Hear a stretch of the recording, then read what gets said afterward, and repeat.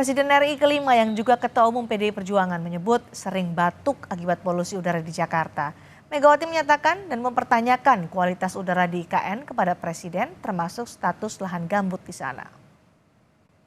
Coba di Jakarta itu, makanya saya sampai suka batuk-batuk. Jadi alergi debu lah, alergi polusi itu kan. Aduh, sampai saya bilang sama Pak Jokowi, niku IKN niku seger apa ora? Ya, kalau beliau suka bahasa Jawa, ibu kok nanya, bahwa orang itu tanah gambut, aku bilang panas loh, jadi mesti tanami pohon yang banyak loh. Terus oh ya sudah gitu, ya lupa gambut itu airnya asam, bukan basah, jadi sulit kalau untuk ditanami pohon.